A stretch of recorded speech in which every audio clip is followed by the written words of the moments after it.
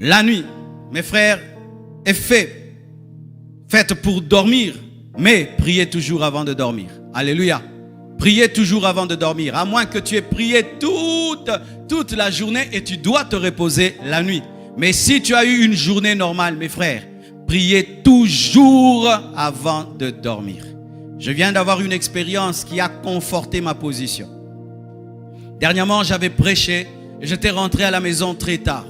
Parce que des fois, je quitte ici à 22h, mes frères. Alors, j'étais arrivé à la maison, je crois, à 22h30. Alors, j'étais fatigué, je me suis dit, je vais me reposer et je prierai vers 2h, 3h, mais je me repose un peu. Je n'avais pas respecté mon programme de prier avant de dormir. J'ai dit non, je suis vraiment fatigué, je vais dormir et 2h, 3h, je vais me réveiller pour prier.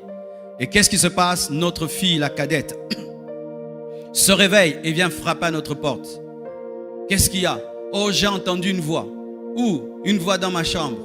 Oh, qu'est-ce que la voix? Non, la voix chuchotée. Et j'ai cru que c'était ma grande sœur, mais je l'ai réveillée, c'était pas elle. Mais j'ai entendu. Et moi, je ne néglige jamais ce que mes enfants me disent. Beaucoup de parents sont tout le temps philosophes, même dans les choses spirituelles. Ton enfant est en train de vivre une vraie expérience. Toi, tu expliques tout scientifiquement. C'est les dessins animés que tu avais vus. C'est le dessin animé. Papa, prie Dieu. Peut-être c'est pas le dessin animé.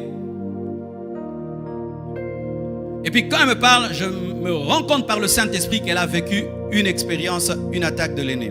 Et puis je prie pour elle, je la rassure, je lui prêche la foi, et puis elle s'endort. Et puis quand je rentre dans ma chambre, je commence maintenant à prier pour la nuit. Et je prie, et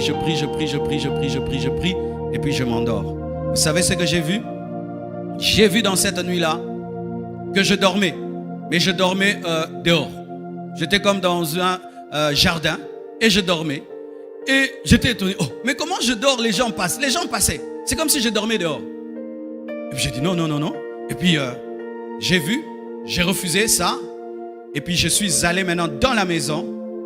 Et puis j'ai vu une clôture, grande clôture en fer, en métal, une porte métallique, une grande grue électrique qui traversait tout le jardin.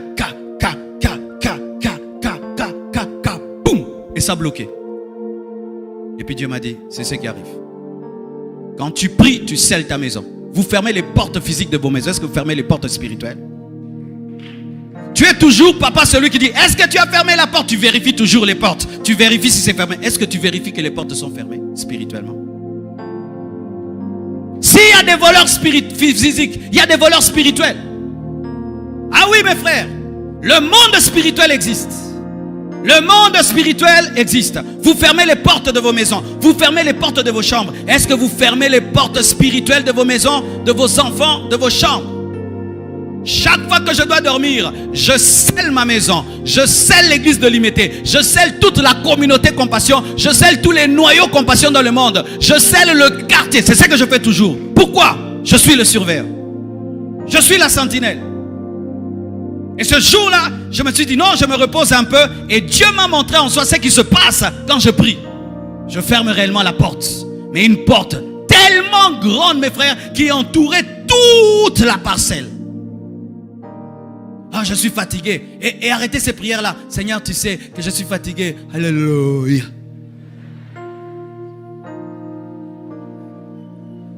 Alléluia. Arrêtez ces choses-là de prier endormi. Non. Parce que quand tu es endormi, tu peux croire que la porte de la cuisine est fermée alors que c'est seulement la porte du salon. Et quand tu pries endormi, tu ne vas pas bien fermer les portes.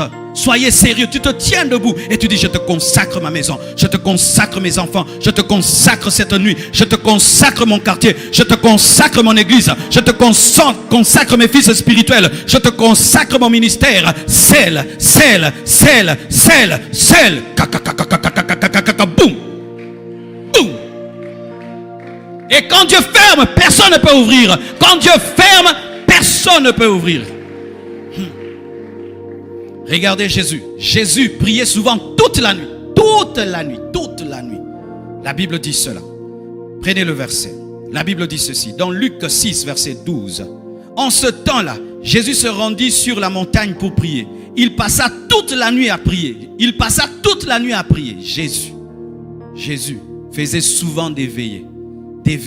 Mais toi, tu n'arrives pas même à prier 1 heure avant de t'endormir. Mais Jésus priait souvent toute la nuit.